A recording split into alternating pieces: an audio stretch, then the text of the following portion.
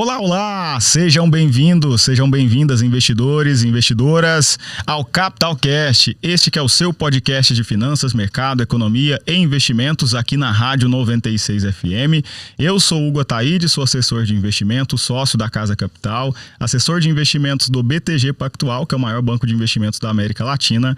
E hoje não poderia ficar de fora o agro, né? Vamos falar sobre sucessão no agro. Você vai saber a importância de se planejar para garantir a perenidade do seu empreendimento rural. Você já se perguntou sobre isso, produtor, produtora rural?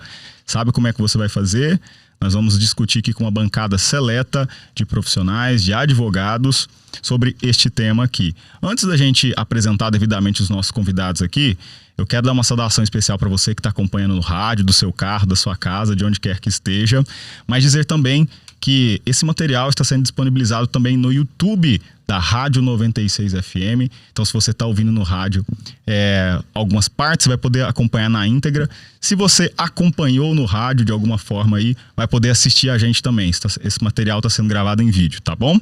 Então já segue as redes sociais da Rádio 96 FM. E se você tiver alguma sugestão de pauta, alguma dúvida que você queira registrar, me manda lá no Instagram, @HugoAtaídeCFP, tá bom? Bom, deixa eu apresentar aqui então a nossa bancada. A nossa primeira convidada, ela é advogada, ela é mestranda do curso de pós-graduação em Direito do Agronegócio e Desenvolvimento da Universidade de Rio Verde, a UniRV. Ela é especialista em Direito Previdenciário, Direito Tributário, Direito do Agronegócio, Meio Ambiente e Desenvolvimento pela Universidade de Rio Verde também.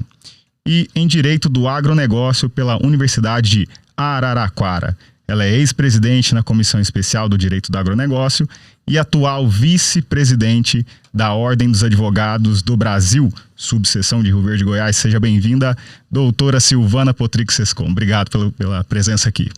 Olá, Hugo. Olá, ouvintes. Doutor Lucas, doutor Pablo. Uma satisfação estar de volta aqui na 96 FM.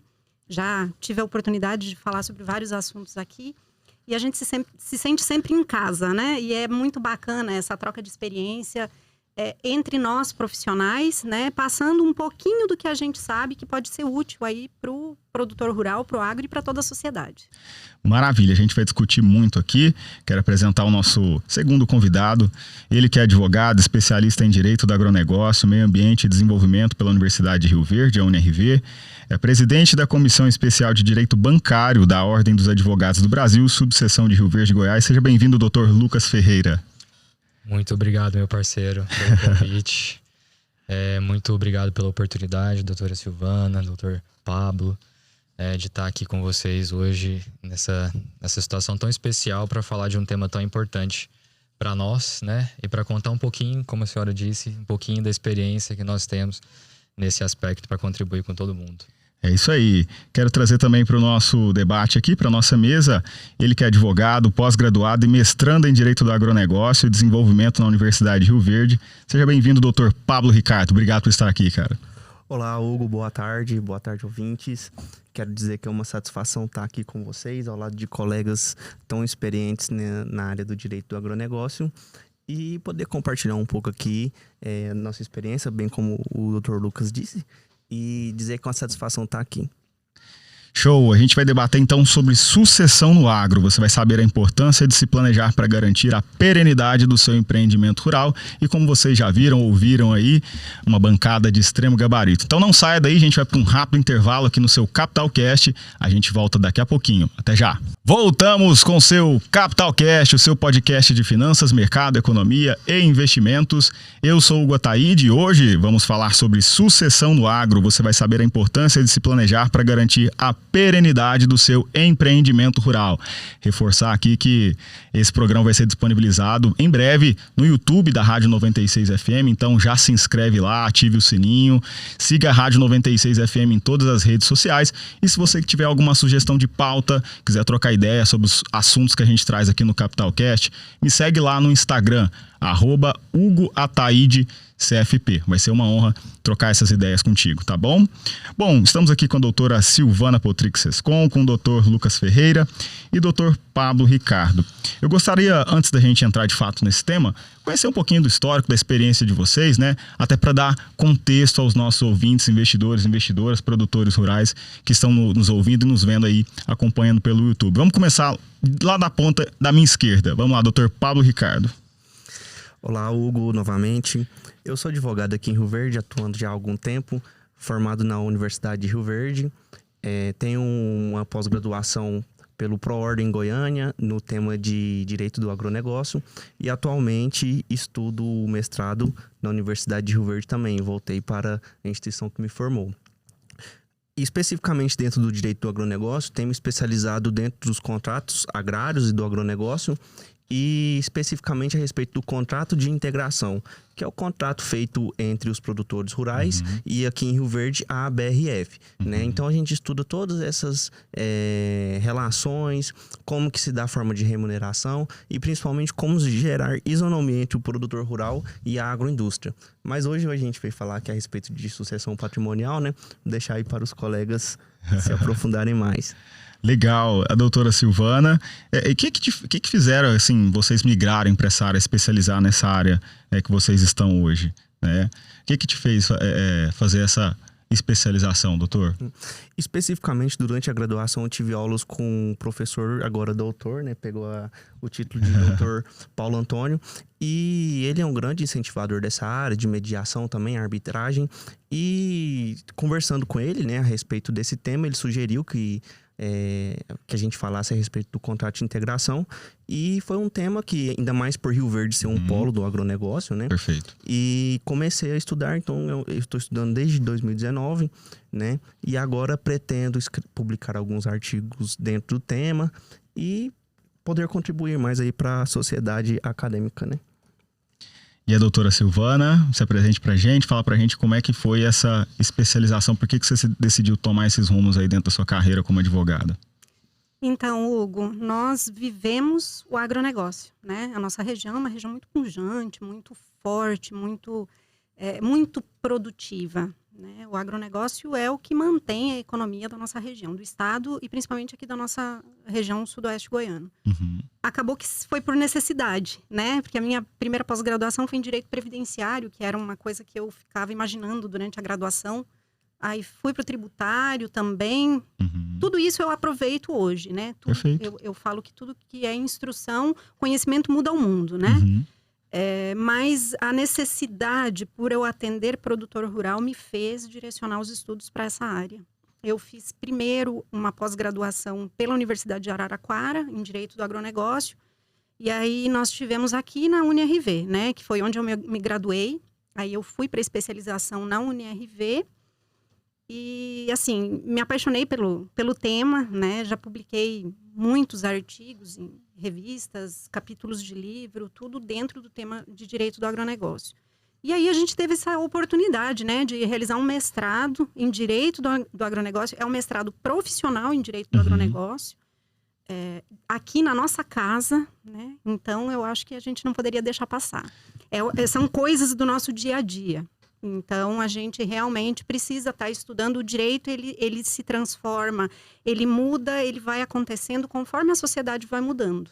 No agronegócio não é diferente, né? A gente tem aí, só a título de exemplo, essa questão dos fertilizantes aí, que não está tendo a entrega desse produto, né? É um tema relativamente novo para nós hoje, né? A gente está tendo que estudar quais são as alternativas, como que vai ser resolvido isso. Então, acaba que você precisa direcionar os seus estudos para o que você faz no seu dia a dia. E o agronegócio, a gente vive ele, não poderia deixar de estar me especializando nessa área. Eu sou advogada desde 2009 e sempre atuei no agronegócio. Presto assessoria jurídica para vários grupos, né? Grupos familiares, produtores rurais que trabalham sozinho, pessoa física.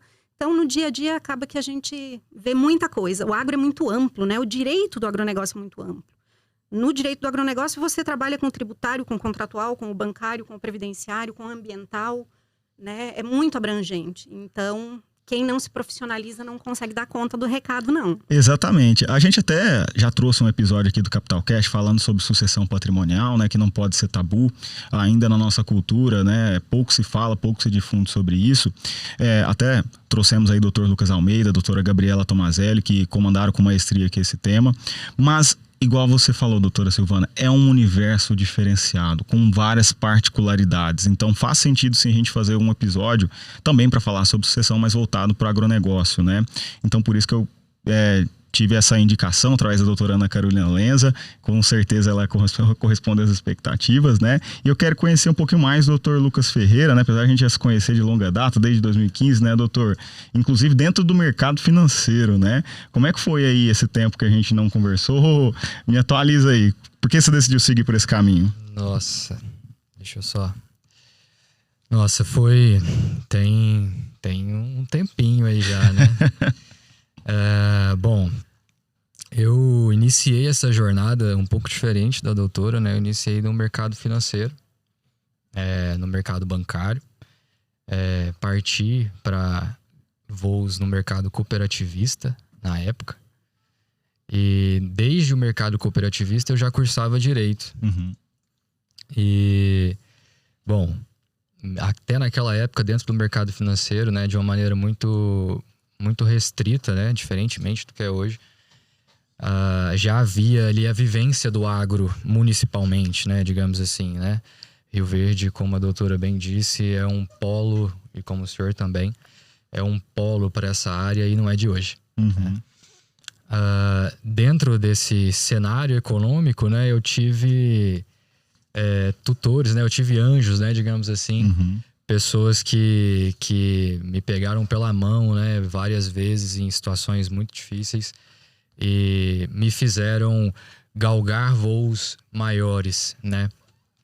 Quando eu saí do mercado financeiro, digamos assim, eu saí com um problema de saúde e eu fui direto para outro banco, na época era o Banco do Brasil, para trabalhar como estagiário. E eu tinha saído de uma carga de executivo para ir para uma carga de estagiário, que era 6 horas por dia. E dentro de 8 meses eu consegui um contrato com o banco para assessorar aquele núcleo jurídico aqui. Legal. Devido ao trabalho que a gente havia feito dentro desse pequeno período. E isso foi me trazendo um pouco mais para dentro do agro. Heranças, às vezes, dos meus pais, que já trabalharam nessa área antes aqui, já tinha um armazém de grãos aqui na época, nos anos 90, por aí. E me fez me cutucar, sabe? Existe uma certa pulga que às vezes te implica a fazer alguma coisa. E na época do agro, especificamente dentro do Banco do Brasil, foi o que te dá um insight, Uhum. né? O que te puxa, aquilo que te faz vibrar um pouco mais. E naquela época eu progredi, estava fazendo um tratamento, uma série de coisas, e acabei me aprofundando mais no agro quando eu fui trabalhar para um escritório específico digamos assim, do setor rural, né? Uhum. Que ele era um escritório contábil e jurídico, digamos assim. Eles trabalhavam em parceria, em conjunto. E aí, ali eu nadei de braçada, mergulhei mesmo, né? Até pela própria situação. Ou você faz virar, né? Não tem... É legal essas coisas do mercado financeiro, assim, porque é um mercado que você não tem alternativa. Eu acho que essa é a melhor palavra. Quando você se condiciona a só ter sucesso naquilo, não existe outra probabilidade, não existe... existe 99% de chance de você não conseguir fazer. Existe uma dificuldade, uma barreira por ser interior, existe uma barreira de não ter um assunto muito difusivo, existe uma barreira das pessoas terem conhecimento daquele assunto, existe várias barreiras, mas se você ficar contando cada uma delas, antes de derrubar a primeira, às vezes às vezes você nem faz. Exatamente. E nessa época eu me aprofundei mais no agro, tive a oportunidade de me especializar junto com a doutora Silvana, também na universidade, aqui na nossa casa, né? Tenho certeza, pelo menos de todos os professores, né?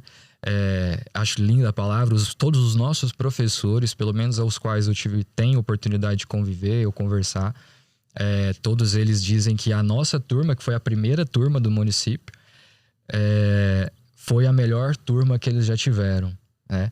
Porque literalmente aquele mestrado, aquela especialização foi feita tanto pela universidade quanto pelos alunos, né? Pelo Justo. corpo docente. E se for parar para refletir, né? Não tem lugar melhor para você fazer uma coisa dessa senão em Rio Verde, né? Exatamente. Aqui é a mola propulsora, é o que faz girar todos os outros setores da economia, o varejo, a indústria, o mercado imobiliário, que a gente já trouxe aqui no Capital Cast também, então tudo isso depende do agro. Bom, e já entrando de fato aqui então no nosso tema do nosso Capital Cast, que é sucessão no agro, eu quero saber o seguinte, para a gente sensibilizar os nossos ouvintes, investidores, investidoras, produtores reais que estão nos ouvindo agora, quais são as consequências? Vamos deixar claro aqui quais são as consequências de não planejar a sucessão desse patrimônio ou dos negócios ainda em vida com antecedência. O que pode acarretar essa medida, deixando ao acaso, deixando a sucessão legal, vamos dizer assim, né? Quanto tempo pode demorar? Custa mais caro? Existe a incidência de litígio? Não tem? Como é que é isso? Explica pra gente. Eu vou deixar aberto para vocês. Em uma frase, seu patrimônio pode ser dilapidado, fragmentado em muitas partes. Uma parte vai para o erário, outra parte vai para o seu advogado, outra parte vai ser vendida porque vai ter litígio no seu processo, no processo do seu inventário. Aí, se você tiver 3, 4, 5 filhos, vai dividir, vai se tornar tudo muito pequeno. Você vai deixar de ser um produtor rural, um grande produtor rural, de porte, para ter um patrimônio todo fragmentado. É isso que normalmente acontece quando não há uma programação, quando não há uma organização antecipada. Exato. Eu acho que o que a gente tem que deixar bastante claro é que depois que você tem uma vida adulta, você precisa ter noção de que você tem um sócio, mesmo sem querer. O nome desse sócio é Receita Federal. E acredite, ele fica com boa parte do lucro da gente, viu? Em alguns casos até majoritário, hein? Opa, que isso. Então, se você não tomar cuidado, né? Essa questão que a doutora até mencionou, se você não tiver, digamos, organização no mínimo, você pode perder, né? Praticamente perder mais, ou às vezes, a metade do que significaria o seu patrimônio em termos de mercado, tá?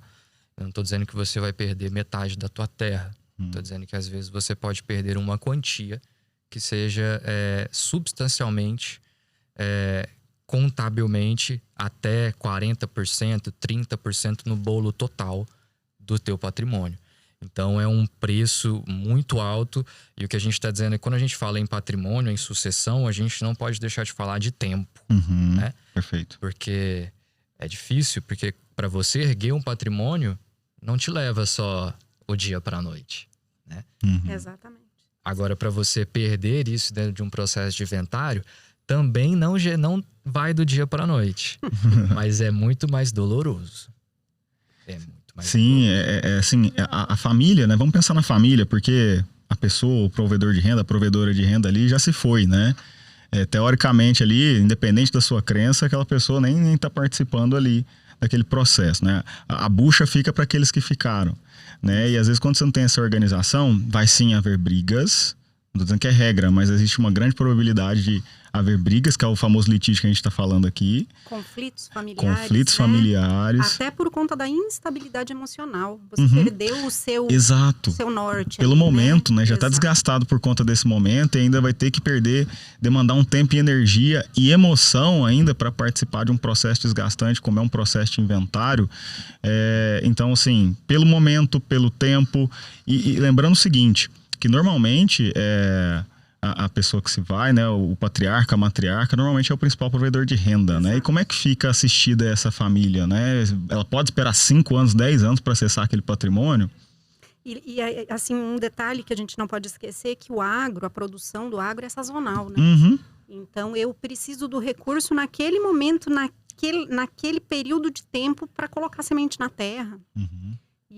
E o processo, aquele período que você tem para colocar a semente na terra, às vezes é o tempo que o processo vai parar na tela do juiz aguardando uma assinatura. Uhum. É a janela, né? A janelinha de tempo. Então, o tempo, o Dr. Lucas, muito bem colocado, o tempo é fundamental. Você tem que pensar nisso também. E só complementando o que a doutora Silvana falou, a questão da sucessão patrimonial, ela é muito importante para proteger o patrimônio, né, do autor da herança, também para dar continuidade ao negócio, de extrema importância que, né, vai gerar a perpetuação, né, do negócio, também gera uma enorme economia tributária, né, você se protege contra o fisco, por exemplo, que a gente vai falar mais à frente, a criação da holding, né, que é a pessoa jurídica, ela tem questões tributárias mais favoráveis do que uma pessoa física. E o principal também é evitar discussões entre os herdeiros, né? Que a gente sabe que a abertura da sucessão, que no caso é a morte, ela cria várias discussões e pode até inviabilizar o negócio da família, né? Na parte econômica e também a questão emocional. Perfeito. A doutora Silvana, antes da gente abrir aqui e ir ao ar nesse Capital Cast aqui, a gente teve uma conversa lá na Casa Capital, né, doutora? Exato. Surgiram vários insights lá e o doutor Pablo trouxe uma palavrinha, herdeiro, né? Que comumente é associada como sinônimo de sucessor. Sucessor é necessariamente o herdeiro, doutora? Não. Nem todo herdeiro é um sucessor. Como é que funciona isso? Eu vou citar um exemplo para Sim, você perfeito. entender melhor. Justo. Eu tenho uma propriedade rural, patriarca, com 3 filhos.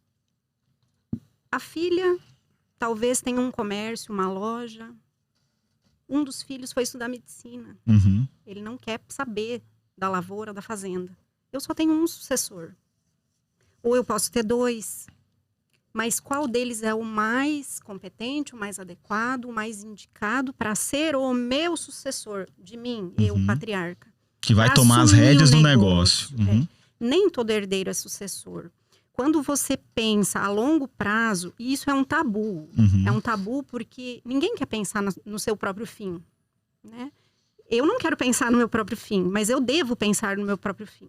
Porque eu vou partir e alguém vai ficar. E quem ficar, se eu não der um empurrãozinho, às vezes pode virar uma bagunça, não é? Sim. E esse tabu, ele tem que ser desmistificado. Porque o óbito é uma coisa natural, faz parte da vida, vai chegar um momento que todos nós vamos, né?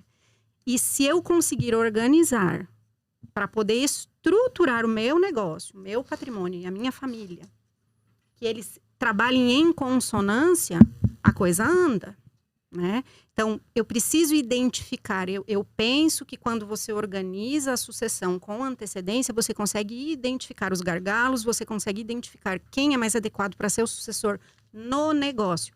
Não quer dizer que aquele filho, aquele herdeiro não seja herdeiro, mas não necessariamente um sucessor no negócio. Entendi. Então, assim, isso põe em xeque também a perenidade do negócio, né? Exato. Então, é justamente isso que a gente quer trazer à luz aqui para o produtor rural, para a produtora rural, né? Para que esse legado que foi construído durante vários anos, acho que é a palavra que melhor define essa questão do patrimônio, né? Porque a gente está falando não só de patrimônio financeiro, mas propriedades, a questão das ações que a pessoa também construiu, né?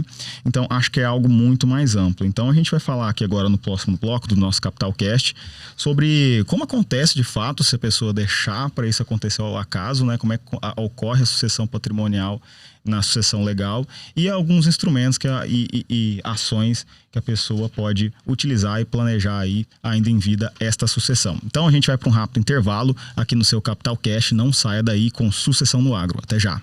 Voltamos com seu Capital Cast, o seu podcast de finanças, mercado, economia e investimentos aqui na sua Rádio 96 FM. Eu sou o Hugo Ataíde e nós estamos tratando hoje sobre o tema de sucessão no agro. Você vai estar sabendo aí mais a importância de se planejar para garantir a perenidade do seu negócio. Hoje com a doutora Silvana Potric Sescon, doutor Lucas Ferreira e doutor Pablo Ricardo. Olha, eu quero lembrar você que esse programa também vai ser disponibilizado no YouTube da Rádio 96 FM. Então, portanto, a importância de você se inscrever lá no YouTube, ativar o sininho para ter as notificações. Você que está ouvindo vai ter a oportunidade de nos assistir também. Então segue todas as redes sociais da Rádio 96 FM. Se você quiser trocar ideia diretamente comigo, sugestão de pauta, algo que não ficou bem esclarecido também aqui durante a nossa transmissão, fique à vontade para me mandar mensagem. Então já segue lá, @HugoAtaídeCFP.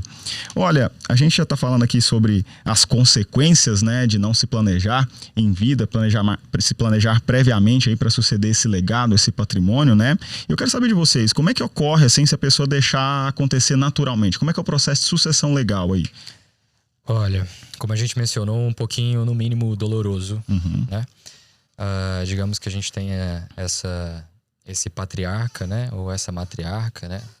Que seja a pessoa que ofere renda naquela residência, naquele patrimônio rural, digamos assim.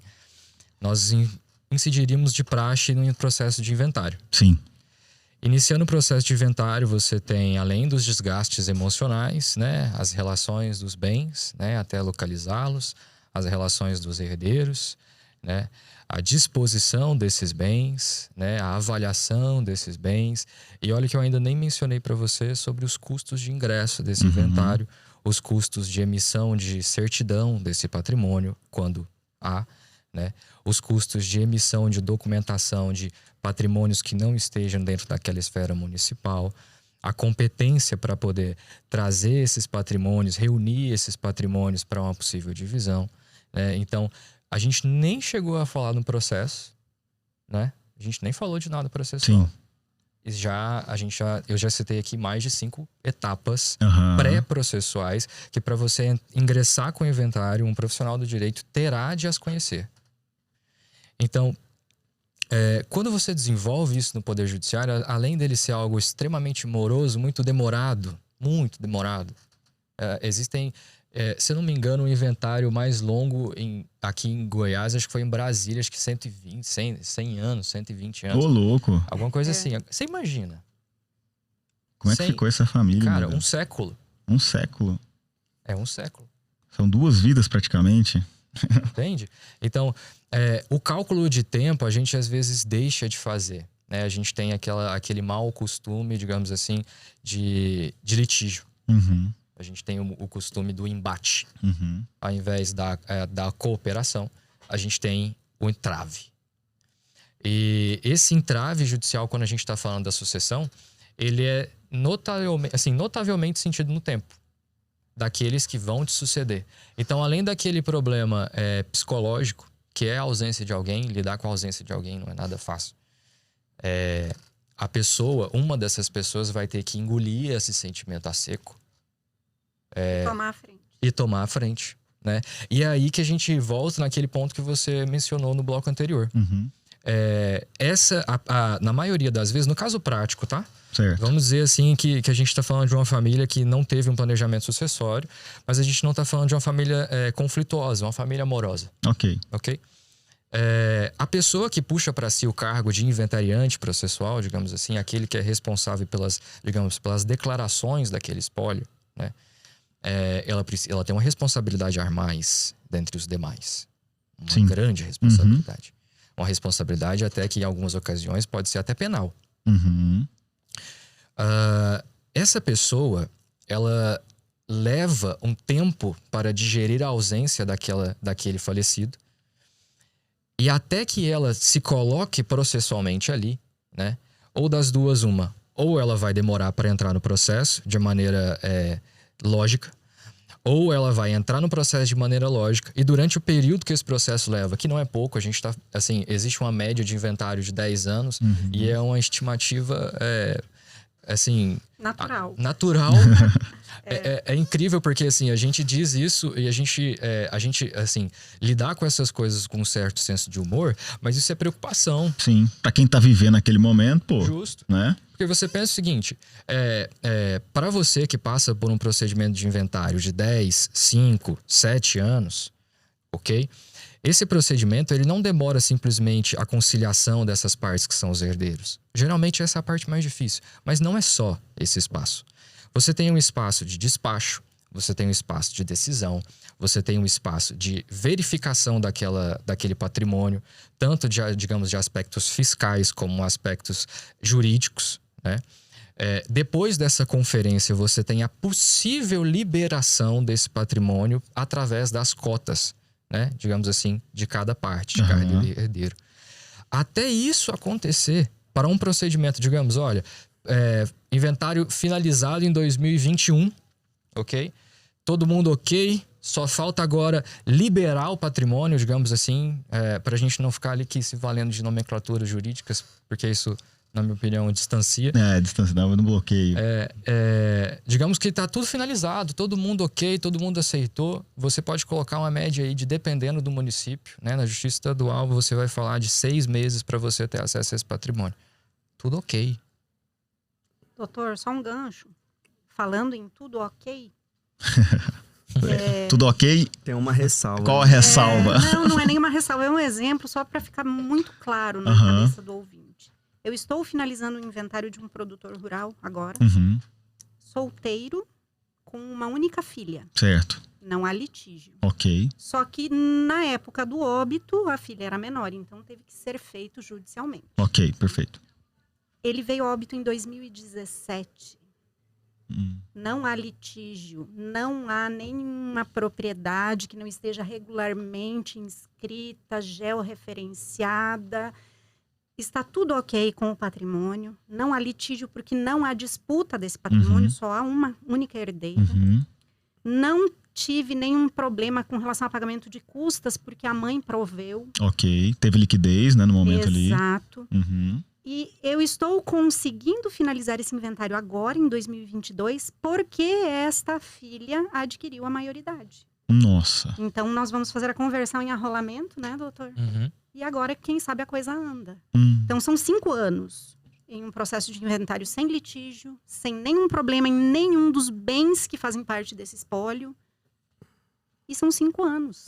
Agora, você imagina quando há vários herdeiros, quando há muitas propriedades, propriedade fora do estado, outros bens, né, ativo imobilizado e disputa entre herdeiros. Eu quero essa fazenda, mas eu quero essa, não, eu prefiro em dinheiro, eu não concordo que você fique com a parte da área da sede, porque ela vale mais. Ela vale mais. Entendeu? Então, assim, só, desculpe o parênteses, doutor Lucas, mas para o ouvinte entender qual é o custo. Nesse caso, não, assim... Poucas ferramentas poderiam ter sido utilizadas, até porque a filha era menor. Mas só para a pessoa que está nos ouvindo entender o tanto que é moroso, o tanto que é demorado. E isso tem um custo. E isso tudo para falar, né, doutora, a importância do assunto que a gente está falando hoje, que é o planejamento sucessório, né? Exato. Porque tudo isso poderia ter sido evitado, né? Se a pessoa tivesse desmistificado esse tabu, né? De pensar na questão pós-mortem, né? Pensar assim, às vezes fazer um testamento, né? Às vezes criar uma holding, porque é uma questão que não demoraria tanto tempo e desde 2007 até agora que a senhora vai começar a resolver a situação, né? 2017, né? 2017. E aí, eu acho que o pessoal, para desmistificar também essa questão na cabeça, eu sempre gosto de brincar. A brincar assim, com tolerância, né? Eu sempre falo o seguinte, olha, tem 2 certezas nessa vida. A primeira é que a gente vai morrer. A segunda é que de alguma forma a gente vai pagar imposto, não tem como fugir. Né? Posso acrescentar uma terceira? Opa, vai lá. Uma vez na vida você vai precisar de um advogado. Advogado e contador é nosso sócio também, né? Com certeza. Então, assim, quanto antes você se planejar, melhor. E tem um termo até, doutora, que a gente também teve uma conversa prévia, surgiu que é a questão do pessoal pensar que a blindagem patrimonial existe, né? Esse de fato existe, é possível blindar o patrimônio, selar de todos os lados, tornar ele direcionado ali para cada uma das pessoas. Como é que funciona isso? Não gosto dessa expressão, eu já te falei isso. Diga por que você não gosta. Eu entendo que não existe uma maneira de você blindar um patrimônio. As pessoas às vezes nos procuram, né, doutor Lucas? Pensando, vou constituir uma empresa, uma holding.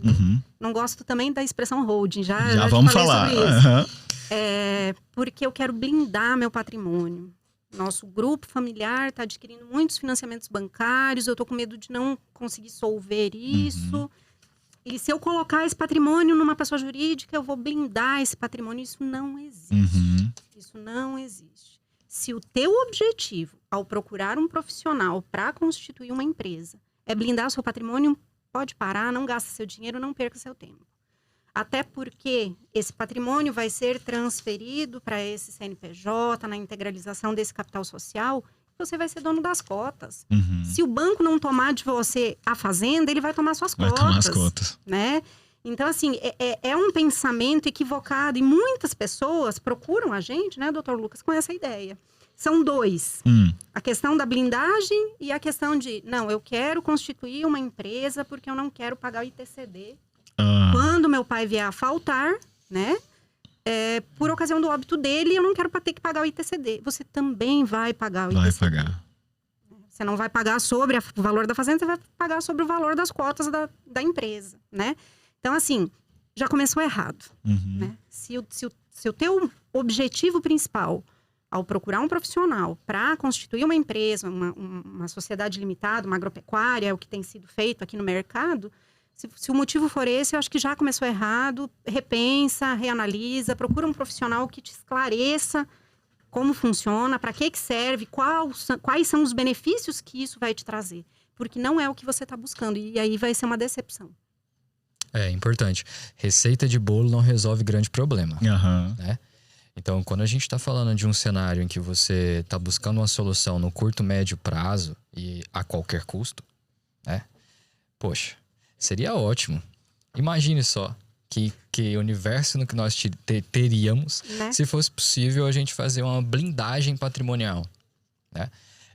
Tá certo que isso foi um boom, né, dos anos, 2016, né? Acho que 2012, não. Até 2010, 2008 a 2010 foi o que estourou, né? Era como eu vou dizer? Uma febre. É uma febre. Uhum. Essa expressão, blindagem patrimonial, uhum. pela perspectiva da pejotização, de maneira genérica. Uhum. Certo. Só que isso, com o tempo, né, se demonstra que não há uma blindagem. Então, quando você busca no horizonte, no deserto, uma cachoeira, quando aparece a cachoeira, amigo, não é uma cachoeira. Vai ser uma miragem. É uma miragem.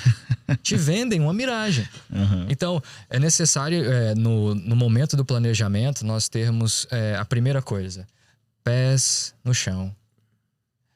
Ciência de que você vai ter que arreganhar as mangas, uhum. né? Para poder trabalhar em cima daquele planejamento, para que seja menos dolorido quando vier a ser sucedido. Uhum. E olha que aqui a gente está falando apenas da sucessão causa-mortes. Né? Perfeito. Existem várias possibilidades de você fazer a sucessão do seu patrimônio ainda em vida. Uhum. Essa é a ideia, né? De que você aproveite os frutos do patrimônio que você já conquistou e aquele que veio ali suceder, dê continuidade naquele patrimônio para que você tenha a sua tão sonhada, digamos, eu não vou dizer velhice, mas a tua idosidade, uhum. né? Porque existe uma diferença entre ser velho e ser idoso. Sua longevidade. Justo. Você sentir, você poder curtir aqueles... Se você trabalhou 45 anos na roça ou em qualquer outro lugar, uhum. que você tenha pelo menos 20 anos de descanso. Uhum. Será que esse cálculo não é um pouquinho justo? Você abdicar aqui 1 hora por dia, 2 horas por dia, contratar um profissional que esteja interessado na saúde do teu patrimônio, né? E não simplesmente te vender uma miragem na próxima esquina. Assim, no nosso atendimento que a gente faz com alguns investidores, né, lá na Casa Capital, a gente se depara com alguns mitos ou verdades, aí eu quero jogar aqui na mesa pra gente discutir. O primeiro delas é que a holding vai resolver todos os problemas e que ela é a melhor forma de se suceder esse patrimônio. A gente até adiantou sobre isso, né, doutora Silvana? De fato, holding é para todo mundo? Não. O que é uma holding? Explica pra gente. Bom, primeiro eu vou falar do termo holding. Uhum. Holding, se você analisar o sentido da palavra holding, a origem da palavra uhum. holding, ela é uma empresa que administra outras empresas. Certo. Né? Por que se equiparou, se utiliza por analogia no agronegócio a holding? Porque normalmente quando se constitui uma holding no meio rural, esse grupo familiar ele tem várias fazendas, com várias inscrições estaduais. Uhum. Cada uma dessas fazendas é considerada uma empresa. Uhum. Então, seria alguém gerindo todas elas. Alguém com o poder de controle, centralizando o custo, centralizando a administração, centralizando a gestão. Eu, particularmente, não gosto. Eu não acho correto a utilização da palavra holding para essas empresas, essas sociedades que estão sendo constituídas, né, aqui na nossa região. A gente tem trabalhado com sociedade de responsabilidade limitada, né? Normalmente agropecuária, porque é no ramo agropecuário. Então, a gente continua falando holding porque é o que as pessoas entendem, é o que as pessoas ouvem no seu dia a dia. Ficou mais disseminado, mais popular, Exato. né? Não é para todo mundo. Certo. Eu sempre falo que quando você pensa em constituir uma empresa no agro, você tem que analisar o tripé. Certo. Qual é o tripé? Patrimônio, negócio e família. Porque é quem vai fazer parte dessa sociedade. Você vai analisar o patrimônio, quais são os bens, onde estão esses bens, qual é a situação legal desses bens. Tem penhor, tem hipoteca, está georreferenciado, ou tem só um contrato de compra e venda engavetado que meu avô comprou lá nos idos de 1960 e nunca registrou no cartório de registro de imóveis. Nossa. Além dessas propriedades rurais, existem outros bens que você vai querer integralizar, porque normalmente você integraliza apenas os bens imóveis. Você continua trabalhando, tendo os seus semoventes, os seus bens móveis, todo o restante do patrimônio você permanece na pessoa física. Mas existe a possibilidade de você integralizar também, né? Então, certo. Essa conversa tem que ser muito clara com a família. O que você pretende? Qual é esse grupo familiar? Existe conflito pré-existente? Quantos herdeiros são? Esses herdeiros são sucessores? Tem mais de um sucessor? Tudo isso tem que ser levado em consideração. E você precisa analisar o negócio. Qual é o negócio desse grupo familiar? É pecuária? É agricultura? Qual é a cultura? Porque quando você analisa tudo isso, você pode perceber que existem propriedades rurais no Mato Grosso que produzem, por exemplo, feijão. Os tributos cobrados lá não são os mesmos tributos cobrados aqui. Normalmente, quando se fala em tributação da produção rural, soja, milho, sorgo, que a gente tem aqui na nossa região... Específica, né? Específica. Você vai tributar na venda, o imposto de renda e a contribuição social sobre o lucro líquido. Se você pensar em outros produtos, tipo feijão, no Mato Grosso, já vai incidir IMAFIR e FETAB. Então, você tem que fazer esse cálculo para saber, é viável? Vai ser viável eu constituir e produzir no CNPJ? Existe a possibilidade de você constituir e continuar produzindo na pessoa física. Então, assim, são muitas questões que cada grupo, cada situação tem que ser analisado para saber. Isso é viável para esse grupo, para esse patrimônio, nesse negócio? Não é para todo mundo. Antes da gente... É muito interessante, porque a holding também veio de uma febre, né? Sim. Sim. E a holding, ela é uma releitura do próprio mercado financeiro. Sim, sim. Isso é muito comum no mercado financeiro, no mercado de capital aberto. No mercado de capital aberto nos Estados Unidos, né? Quando ela foi iniciada com o intuito de manter e gerir uma empresa com o menor capital possível. Só que no Brasil ela funciona com outros benefícios, né? Digamos assim. Porque lá fora você tem as superordinárias, né? Etc. Aqui... Quando isso começou com Itaúsa. Itaúsa, é um bom case, é um bom caso a gente falar, né?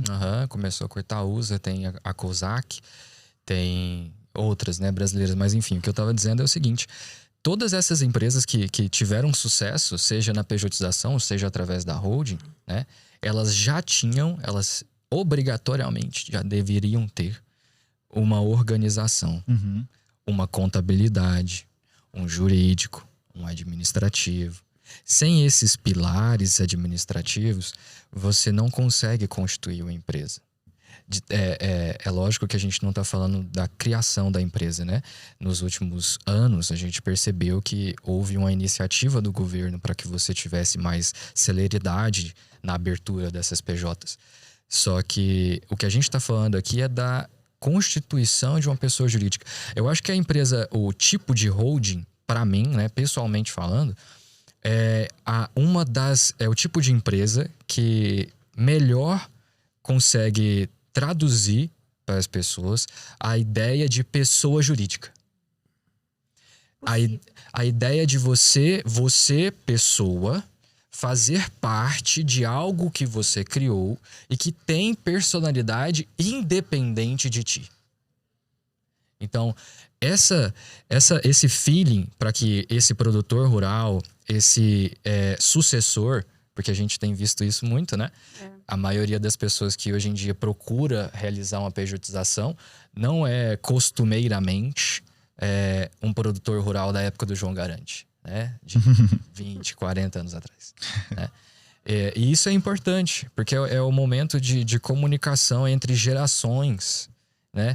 E essa comunicação entre essas duas gerações pode vir a garantir 5, 6 gerações em diante, né?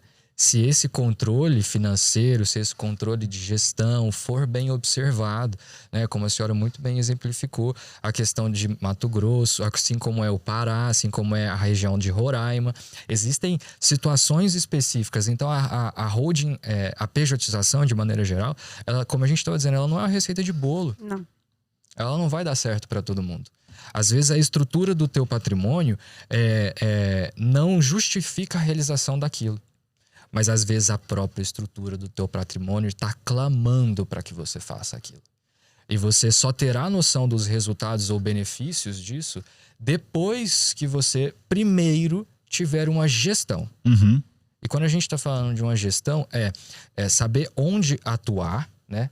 Saber onde você consegue comercializar, saber onde você consegue reter despesas, saber onde você vai conseguir, digamos assim, estabilizar o núcleo contábil, né? Que é lucro e despesa.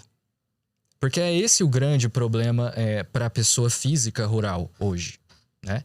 Principalmente para as pessoas que, por exemplo, trabalham no meio como parceiro ou arrendatário ou arrendante, né? Então existe uma diferenciação para essas áreas, existe uma diferenciação para essa atuação.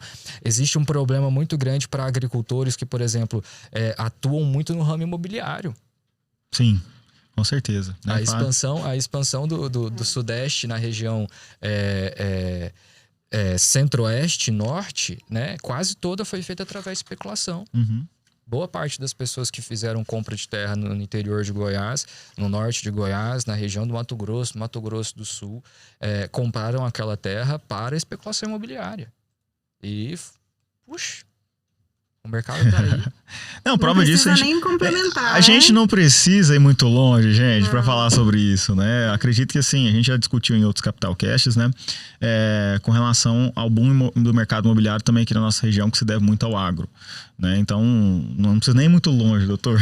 Mas, assim, é interessante a gente, assim, sempre pontuar que todas essas expansões, elas são... anteriormente, né, não são sucedidas, antes delas, existe um controle de gestão. Uhum. Para você construir uma pessoa jurídica, ou para você tentar galgar um benefício fiscal melhor ao qual você é enquadrado hoje, né, você precisa primeiro ter na ponta do lápis a tua despesa, o teu lucro, a tua receita, o teu custo, onde esse custo é maior, onde esse custo é menor. Para que depois de você fazer uma análise, né, no procedimento, por exemplo, para a Constituição, para esse tipo de serviço, né, digamos assim, um dos passos iniciais é você convergir as equipes, né? Você fazer um estudo da holding. Né, que a pré-análise, né? Exato. Antecipada. A análise de viabilidade do projeto, né? Porque realmente não faz sentido. A holding não é a solução para todos os problemas, tem que ser avaliado de forma individualizada. Vamos fazer o seguinte, vamos para um rápido intervalo aqui no seu Capital Cash. A gente está evoluindo esse papo aqui, tem muita coisa ainda para falar. A gente vai para o último bloco aqui. Não saia daí para a gente continuar esse papo sobre sucessão no agro. Até já. Voltamos com o seu Capital Cash, o seu podcast de finanças, mercado, economia e investimentos aqui na Rádio 96 FM. Eu sou o Hugo Ataíde, estou aqui na companhia da doutora Silvana Potrick, doutor Lucas Ferreira e doutor Pablo Ricardo, e a gente está falando sobre sucessão no agro. Olha, se você chegou agora, ligou no rádio agora nesse momento, fique tranquilo, tá? Esse material será disponibilizado em breve aí no YouTube, no canal da Rádio 96 FM, então corre lá, já se inscreve, ative os sininhos para você não perder nada, e se você está ouvindo no rádio até o momento, você vai ter a oportunidade de ver a gente também em vídeo, as nossas carinhas bonitas aqui. Você vai ver que a gente não só fala bonito, a gente é bonito também, tá bom? Ó, e a gente estava falando aqui sobre a questão da hold, né? Que muita gente acha que é a solução de todos os problemas quando fala em sucessão, mas que a gente já constatou que não se aplica em todos os casos, que são vários fatores a serem levados em consideração para que decida fazer ou não, né?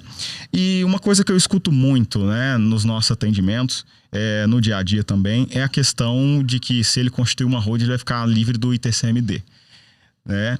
E tem um caso até interessante que o pessoal até fazia muito e a doutora Silvana já me disse que já caiu por terra, né? Que lá atrás, quando ele vai constituir a hold, ele informa e integraliza o capital a valores que foram adquiridos, valores de aquisição. E aí, na hora de transmitir isso, vai a valor de mercado, é isso mesmo, doutora? Alguns municípios tinham esse intuito. Uhum. Tentaram e conseguiram, em alguns casos eles conseguiram, né? Que o contribuinte recolhesse esses tributos aos cofres. Mas a gente teve o tema 796, né, que foi discutido no STJ e já pacificou isso. É o valor que está declarado no contrato social, né? Então, ainda pode haver, o país tem muitos, né, centenas de municípios, pode ser que tenha algum município que ainda faça essa incidência, mas discutindo judicialmente isso cai por terra, já está pacificado. Sim. O que eu sempre falo quando oriento os meus clientes do agro é óbvio que propriedades compradas há muito tempo, elas foram adquiridas por um valor, né, menor. Sim. E normalmente você faz a escrituração por aquele valor menor, né? Até para fins de cobrança do ITBI no momento da compra e tudo, valor de escritura. Tributários, né? Exato. Ao longo do tempo, esse valor ele tem que ser atualizado. Sim. Você não pode simplesmente esquecer aquilo, porque no momento que você for se desfazer daquele patrimônio, vai te gerar um transtorno muito grande. Um custo muito grande, que vai ser o seu imposto de renda sobre o ganho de capital. Sim. Eu comprei por 5, eu estou vendendo por 500. Sobre os 495 da diferença, eu vou pagar imposto de renda. E se isso tiver que ser pago no momento, naquele ano fiscal, naquele momento da venda, vai ficar muito caro. Agora, se eu for atualizando anualmente, eu consigo diluir isso no tempo. Sim. Né? Então, assim, existiu esse problema. Nós tivemos esse problema aqui em Rio Verde. Tivemos. No caso de Rio Verde, inclusive, já existe uma legislação municipal. Né? Já foi promulgada e já está vigente. Então, não há mais essa cobrança sobre a diferença do que estava sendo integralizado, que era o valor que consta na declaração do ITR, que é o valor que consta na declaração do imposto de renda do produtor, para uma eventual avaliação de valor de mercado. Né? Hoje já se encontra pacificado esse tema, não existe mais a cobrança sobre essa diferença. Eu acho que é importante a gente voltar lá naquele primeiro bloco, ou no segundo bloco. Já falamos demais, né, doutor? Em que a gente falou aqui do sócio, né? A gente precisa se lembrar do nosso sócio Receita Federal. E se você se planeja, você delimita com a Receita qual que é a parte de cada um. Exatamente. Se você não se planeja, ela vai te cobrar o máximo que ela pode. Às vezes nem ela sabe. Muitas vezes nem ela sabe o montante, como te cobrar, né? Mas ela vai te cobrar mesmo assim. Então, é importante você sempre tentar trabalhar, né? E à luz do instituto que a gente está falando aqui, da holding, né? Desse tipo de pejotização, né? De maneira literal. Você buscar, além de toda essa preparação que a gente já mencionou, não tentar procurar uma solução só, né? A holding, existe um benefício da holding no aspecto tributário, sem dúvidas. Para a maioria, né? Vamos colocar aqui algo do agro. Certo. Né? Muitas pessoas aqui em Rio Verde, assim, especificamente, investem no mercado mobiliário, como a gente estava mencionando, para ficar no mesmo exemplo. Mas digamos no mercado mobiliário urbano, né? Que foi um mercado que no cenário municipal cresceu bastante também. Digamos que esse cara tenha lá, sei lá, 20 casas alugadas, ok? E ele faça isso através da pessoa física. Eu estou dando um exemplo urbano para ficar mais fácil de todas as pessoas compreenderem. A receita que ele vai ser tributada é acima de 20%.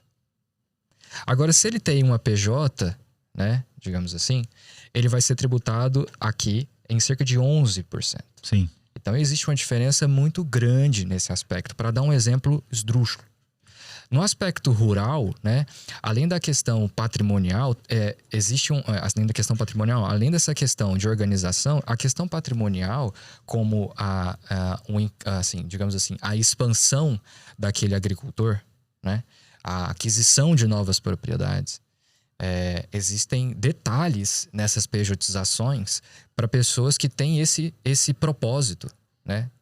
Digamos que isso é uma falha que já aconteceu aqui em Rio Verde e é uma falha às vezes comum.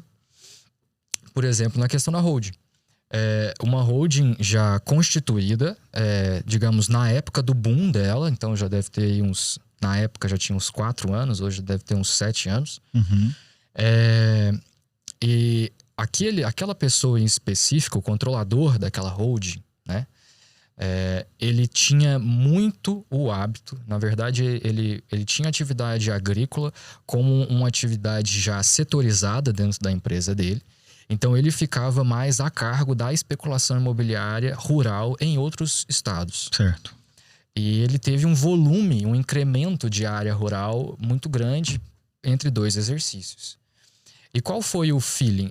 Esse agricultor específico, ele teve um problema fiscal que não era muito difícil de resolver, mas ele teve um problema imobiliário, porque existem instituições que fazem a fiscalização imobiliária. Por exemplo, o Cresce. Sim.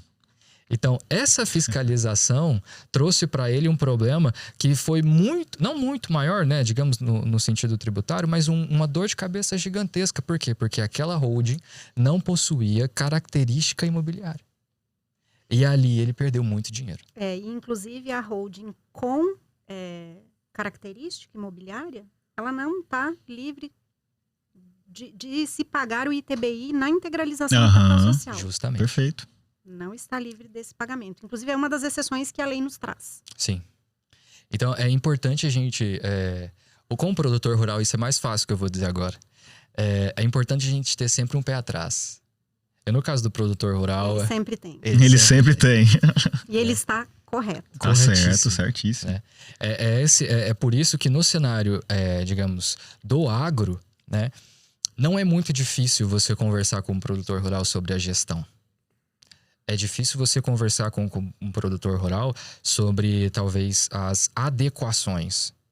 É difícil você dizer para uma pessoa que, às vezes, tem uma área, por exemplo, no Mato Grosso, para citar o exemplo da doutora, em que, exemplo, talvez ele plante feijão lá há 20 anos ou 5 anos.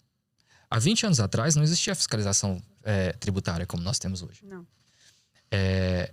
E você chega para ele e fala, olha, então, se a sua área fosse em outro local, você não teria essa carga tributária. Mas eu quero plantar aqui, eu planto aqui há 20 anos.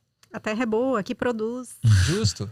Então, existem outros aspectos que são muito mais delicados a você tratar com o agro do que, digamos, um aspecto financeiro, tributário. Na maioria das vezes, você está falando com uma pessoa que tem a ideia de sucessor. E aqui vai o ponto, né, que a gente tratou no início dessa conversa. Nem todo herdeiro é sucessor. Uhum. Nem todo herdeiro tem vontade de dar continuidade naquele trabalho. E aqui a gente precisa deixar, assim, pratos claros, né? Limpos. Uhum. Nem todo mundo tem vocação para o agro. Sim. Nós temos ali, de uns 5 anos para cá, né? Depois que o agro virou pop. Tech é tudo. Uma migração cultural, né, para o agro. Em parte, um retorno de retomada de raízes, porque há 25, 30 anos atrás... Não era tão lucrativo, né? Nossa, a gente era jeca, mas era joia, né?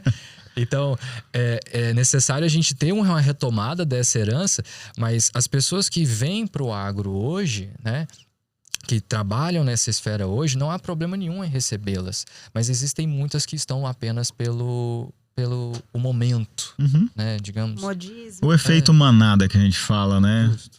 Eu vou comprar umas terras aqui, vou comprar uns tratores, vai dar dinheiro. Justo. Né? Porque, eu conheço um primo, um colega que fez isso e tá dando certo.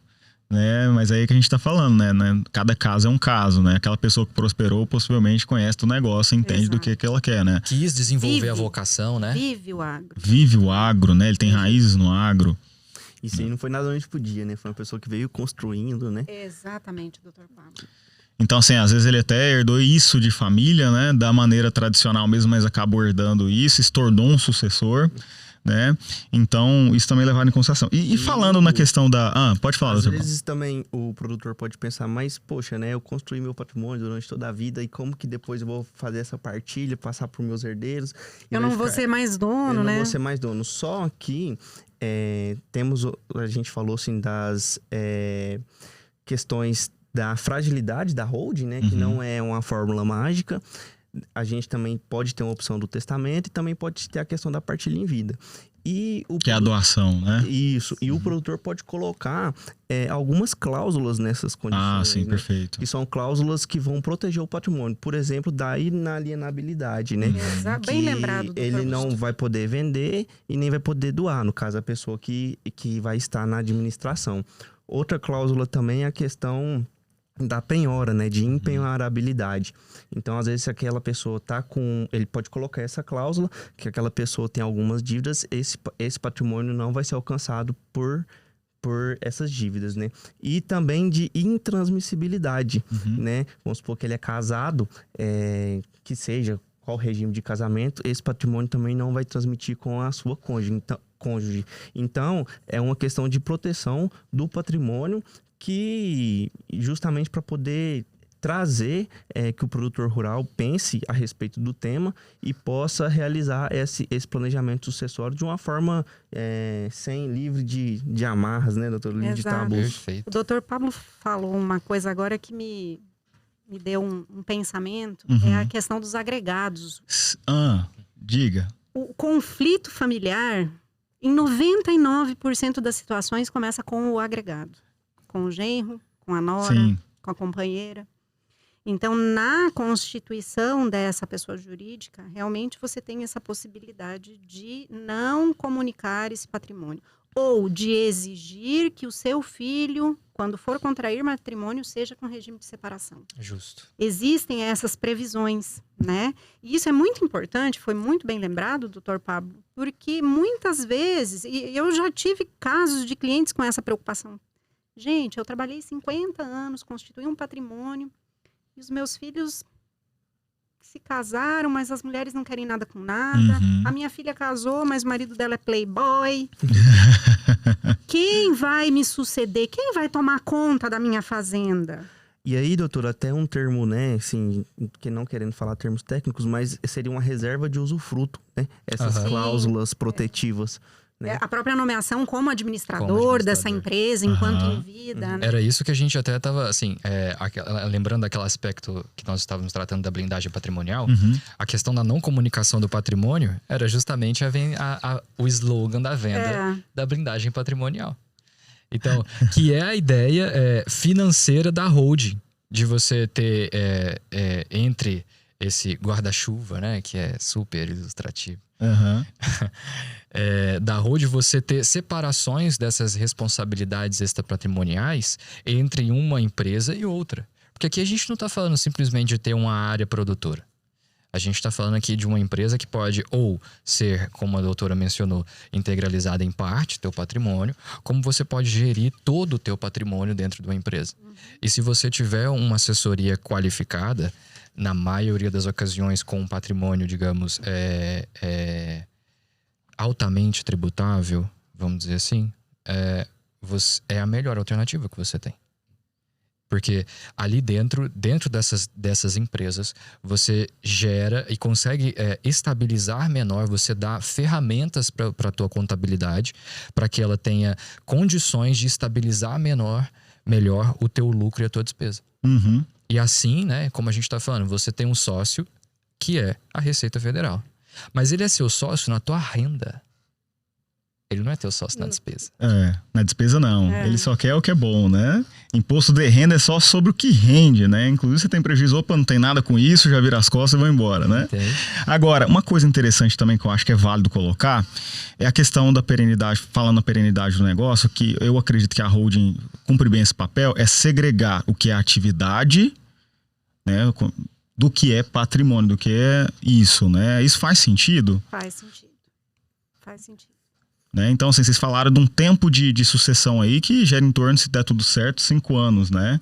Sim. Se uma empresa deixar de produzir travada em algum gargalo ali jurídico de inventário... Inviabiliza o negócio. Inviabiliza e vem a quebrar, né? Hugo, um dado interessante é que aproximadamente 90% das empresas brasileiras, elas são familiares.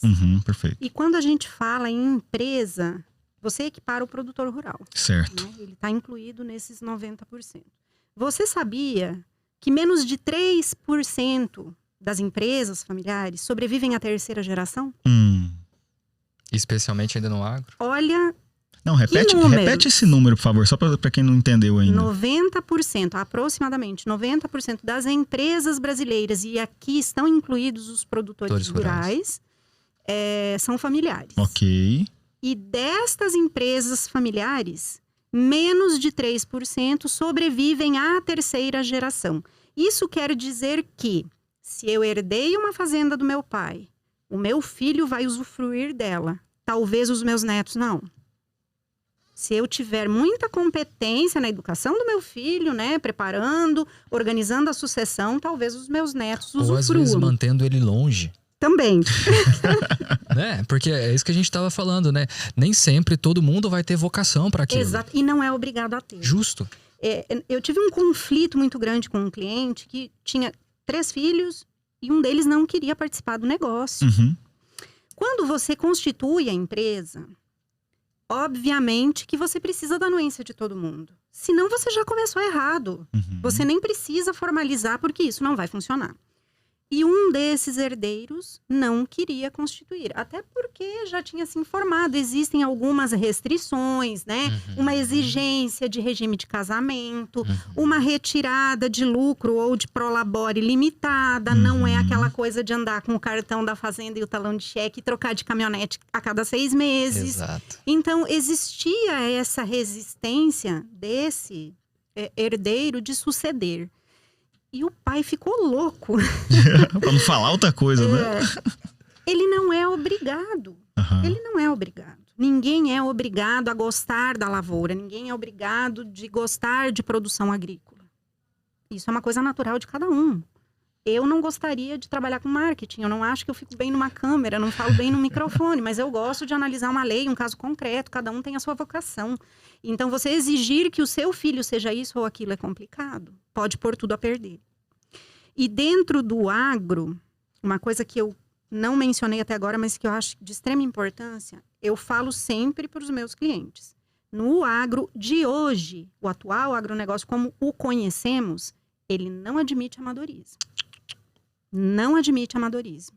Você precisa profissionalizar o seu negócio. Se não for através de uma pessoa jurídica, que seja por outra ferramenta, por outro instituto ou dentro do seu negócio, da sua fazenda, você tem mecanismos que você pode profissionalizar esse negócio.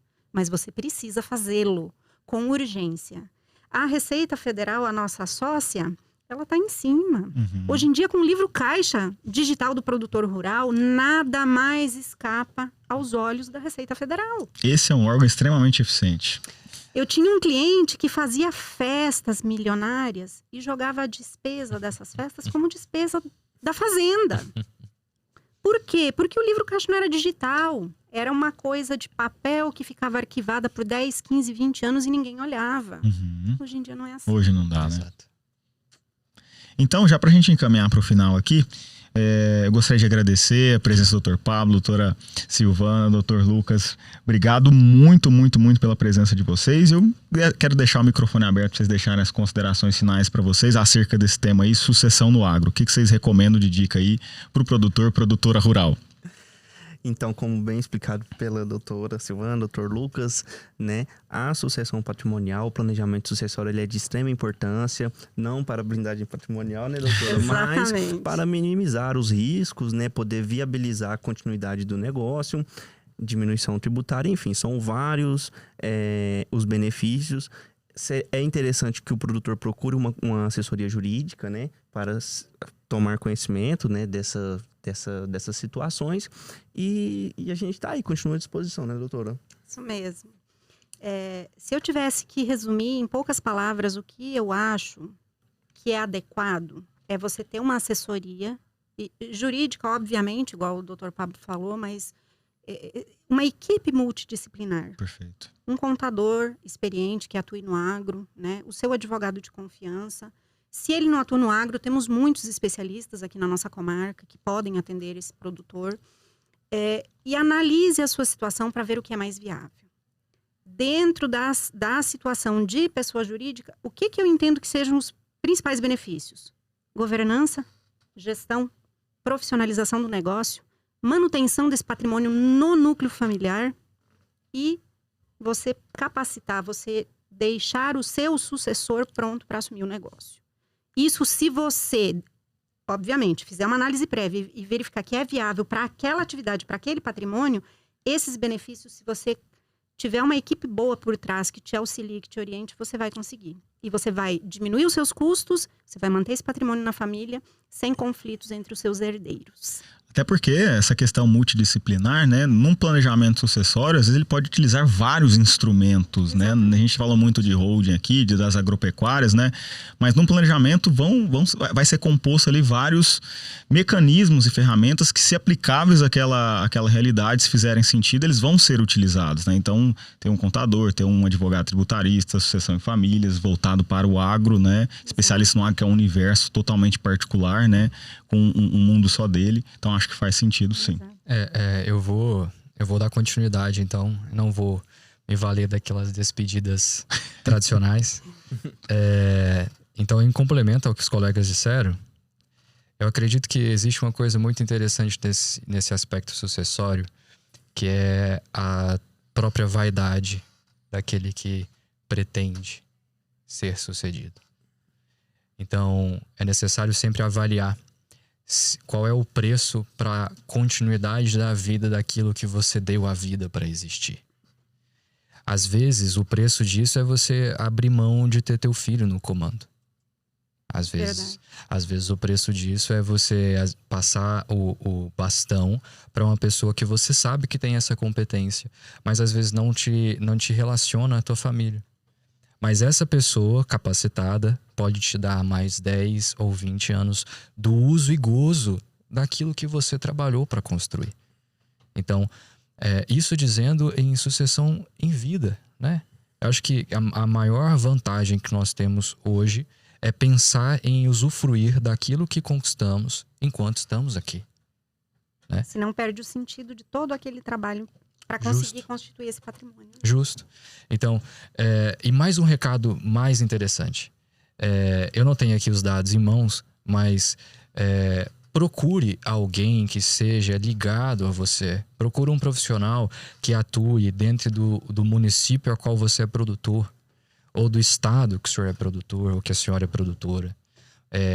Procure estes profissionais, porque quando você vai buscar uma especialidade que é do seu setor, do teu local, fora, ele não vai conhecer a sua realidade. Ele não vai conhecer a sua realidade. E às vezes, o que já acontece na realidade também, ele vai contratar o teu vizinho para fazer o trabalho para você. Então, e eu não estou dizendo só de um, tá? Existem vários escritórios que são contratados fora do estado de Goiás. Uhum. E esses escritórios contratam escritórios dentro do estado de Goiás para desempenhar o trabalho de um contratante dentro do estado de Goiás. Então, e muito provavelmente estão pagando muito mais caro por conta disso. A questão maior da sucessão é você, de fato, saber o que é o capital de pessoa. Uhum. Então, vale mais a pena você construir uma empresa com assessoria contábil, jurídica, administrativa, agrônoma, agrária, né? de financeira, com um leque mais aberto, já que essa pejotização te permite, do que você tentar fazer a mesma receita de bolo que já não dava certo no tempo dos seus pais e avós. Então, acho que esse é o recado que a gente tinha, pela maior contribuição que a gente poderia dar aqui. E fica aí os nossos contatos e procurem colegas que atuem dentro do cenário de Goiás, que com certeza será menos dor de cabeça para quem é proprietário ou produz aqui. Show. Então, procure um profissional de sua confiança, preferencialmente dentro da tua realidade, dentro da tua região, que ele mais do que ninguém vai saber te orientar da melhor maneira possível. Então tá aí dicas valiosas sobre sucessão no agro com a doutora Silvana, doutor Lucas Ferreira, doutor Pablo Ricardo. Eu só tenho a agradecer a vocês. Obrigado pela presença, por estar aqui, dedicar esse tempo aí e estar conosco, tá? Pra gente falar desse tema. Ó, você que pegou agora essa conversinha no final, não fica triste não, tá? A gente tá encerrando aqui no rádio, só que você pode acompanhar a gente pelo YouTube. Se você só ouviu no rádio, vai poder nos assistir. Se você tá chegando no final, você pode ver essa entrevista, esse bate-papo completo lá no YouTube da Rádio 96 FM. Então, já vai lá, se inscreve, ativa o sininho, acompanha a Rádio 96 FM aí em todas as plataformas e redes sociais. Se ficou alguma dúvida, sugestão de pauta, quer falar comigo, me segue lá no Instagram, que é a rede social que eu tô mais ativo, tá? Mas vai lá, @HugoAtaidesCFP. @HugoAtaidesCFP. Vai ser uma honra conversar contigo. A gente se vê na próxima semana. Até mais. Tchau, tchau.